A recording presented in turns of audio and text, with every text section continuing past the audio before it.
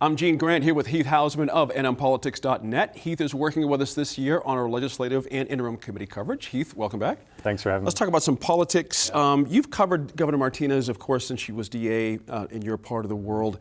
I'm so curious how you've seen her evolution in these two terms in the governor's office. She hasn't been, I think, what a lot of people from southern New Mexico who knew her well expected. Mm-hmm.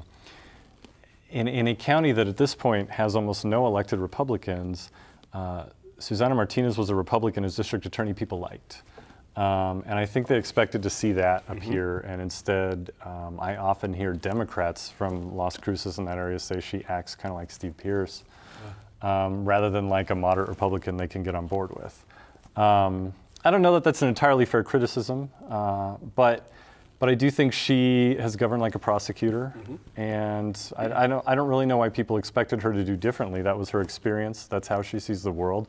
I watched her prosecute child abuse deaths and covered those and watched her mindset shift about. I mean, our prosecutors get into the darkest corners of the world, and they have to live in that. That's right. And it affects their worldview. She's a very black and white person, good and evil. And that's why even in her State of the State address last week, she started off with a joke that was not really a joke. It was a jab at the legislature for suing her over vetoes, right? She takes shots with a smile on her face and speaks very calmly, but she's being mean. Yeah. And they hear it that way, and they should. She intends it that way. It's picking a fight, and she picks a lot of fights. Legacy is a tough issue. Of course, her reign is not over, but I'm curious how, the idea of how Santa Fe might see her and her legacy must be different from how Doña Ana County might see her and her legacy. You touched on this just a little bit, but is it too early to talk about her legacy? No, I don't think so. Yeah. Especially that we're in a 30-day budget session. This is probably her last session. Right. And she's probably not going to get most of the crime bills she's looking for this year, which she's pushed for as part of her legacy.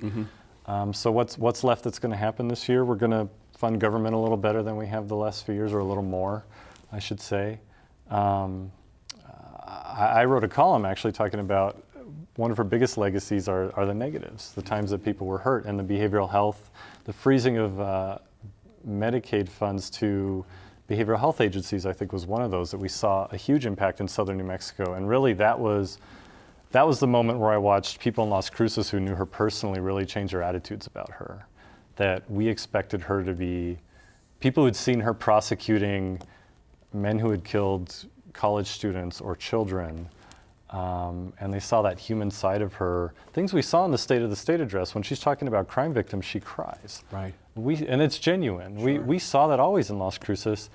And then you freeze Medicaid funds to behavioral health agencies, and more people get criminalized because they can't get the help they need. And they end up in a situation with cops who have guns, and the outcome is almost predetermined at that point. And I really saw attitudes in southern New Mexico about her shift when that happened. She's certainly been active in state politics as well. We have an upcoming election year. How much influence do you think she might have in her operation, so to speak, on seats coming up? I don't know how much it's her operation anymore. I mean, and I know Jay McCleskey is working for the former Hobbs Mayor Monty Newman in the congressional race down there. Does that mean she supports him? I don't know. I have really felt like she has disconnected from the political scene in recent years. And this did not surprise me as governor, that she was not any more afraid to take on Republicans as Democrats. She has always been very solid in her belief in herself and not afraid to criticize anybody. Right. She had a very combative relationship with the Doña Ana County Republican Party when she was DA. She just, I don't know that she has a lot of friends even in her own party. There's this kind of split between her and Steve Pierce. Then you have Aubrey Dunn, the state land commissioner, who feels like he's on the outs with both of them. And for a minority party in a state to be so fractured that's part of her legacy, I think, as the leader of her party the last 7 years. That's kind of stunning that they're so fractured.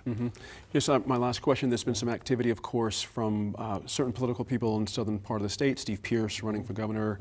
You've got a couple of new faces, or one new face at least, running for his old seat, or soon to be old seat down there. How do you see, just in your overall take on politics in that district, what's the sense of it now? My sense is Democrats have not done the work they would need to do to really win that seat and hold it. Yeah. It needs organizing outside of Las Cruces. So it's likely a Republican will win that race this year. There could be a big enough wave that a Democrat wins it this year, but I don't expect them to hold it even if that happens. Right. There's just more long-term structural work that would need to be done for Democrats in that district. Thank you very much, Heath. Really appreciate your Thank time you. with all of these. Do you care about good government? Have a lead or a tip you want to share with journalists you trust? New Mexico PBS and our media partners KUNM and nmpolitics.net set up a hotline for New Mexicans to share tips and concerns about state government. It's 505-336-0520.